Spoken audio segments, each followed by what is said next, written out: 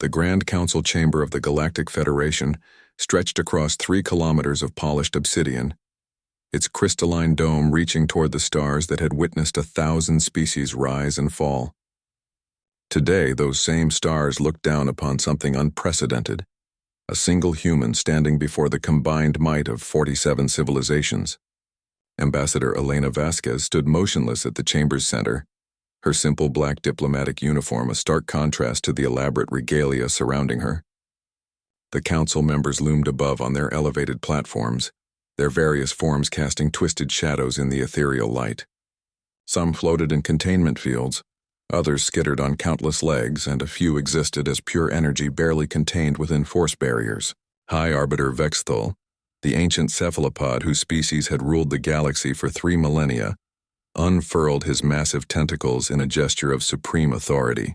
His voice resonated through the chamber's neural translation matrix, reaching every being present in their native tongue. "Human," he began, the word dripping with disdain. "Your species has violated the fundamental laws of galactic order. In less than 2 centuries since achieving faster-than-light travel, you have spread across 12 star systems without permission. You have colonized worlds without consulting their assigned stewards. Most egregiously, you have developed technologies that surpass our own in ways that should be impossible." Elena remained silent, her dark eyes scanning the assembled council with the patience of a predator. Councillor Zephys, representing the Silicon Collective, projected their thoughts directly into the chamber's atmosphere. "Your quantum processors operate at efficiency levels that violate thermodynamic principles. Your medical technology reverses aging itself. Your ships traverse distances that should take months in mere days. We demand to know how." The human ambassador's silence stretched like a taut wire. Arbiter Keldon of the warrior clan slammed his 4 fists against his platform. "Answer, pink skin. The council has spoken." Still, Elena said nothing. Her breathing remained steady, her posture unchanged. The only movement was the slow, deliberate blink of her eyes. A ripple of unease passed through the chamber. In the 3,000-year history of the Federation, no species had ever dared ignore a direct command from the Council. Lesser civilizations had been reduced to ash for far smaller slights.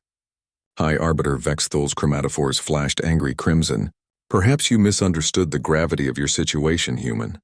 We are offering you one chance to comply voluntarily, share your technologies, submit to our oversight, and your species may continue to exist under our guidance.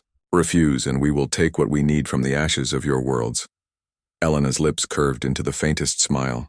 She spoke for the first time, her voice carrying clearly through the vast chamber despite its normal volume. "No."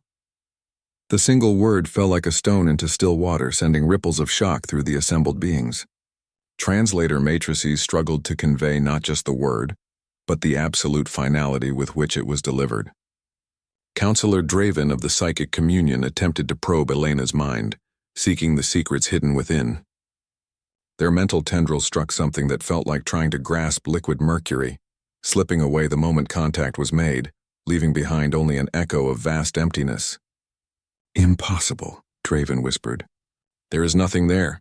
How can a mind contain nothing?" Elena's smile widened imperceptibly. "You're looking in the wrong place." High Arbiter Vexthul's tentacles writhed with fury. "Enough games.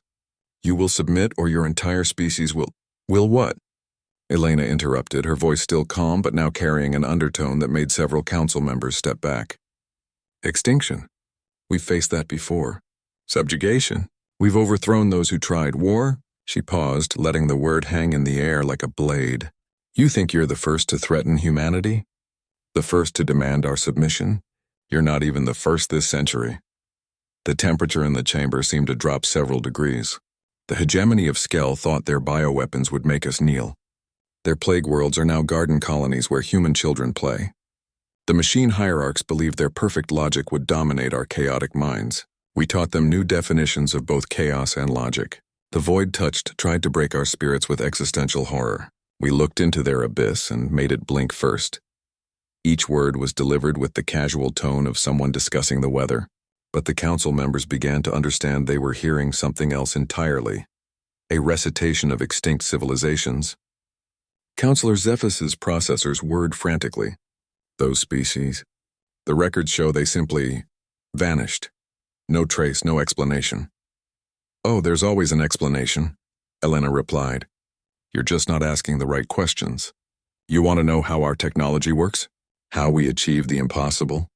You're thinking too small." She began to walk slowly around the chamber's center, her footsteps echoing in the sudden silence. "You see, the real secret isn't in our machines or our medicine or our ships. It's not in our genetics or our chemistry or our physics. It's much simpler than that." Elena stopped and looked directly up at High Arbiter Vexthal. "We learned that the universe doesn't care about impossibility. It doesn't care about your laws or your rules or your 1,000-year-old assumptions about how things should work. The universe only cares about will. And humans?" Her eyes seemed to capture and reflect the light of distant stars. "We have more will than the universe knows what to do with." The chamber fell into absolute silence. Even the usual background hum of life support systems seemed muted. "So keep your demands," Elena continued. "Keep your threats. Keep your council and your federation and your delusions of control. We'll keep doing what we've always done." "Which is?" High Arbiter Vexthal asked, though part of him dreaded the answer. Elena's smile became radiant, terrible, and beautiful all at once. "Whatever we want." The human ambassador turned and walked toward the chamber's exit, her footsteps the only sound in a room full of beings who suddenly understood they had never been the apex predators they believed themselves to be. As the doors sealed behind her, 47 civilizations sat in stunned silence, finally comprehending that they had just declared war on a force of nature that wore a human face. In the depths of space, human ships moved between the stars like sharks through dark water, and the universe held its breath.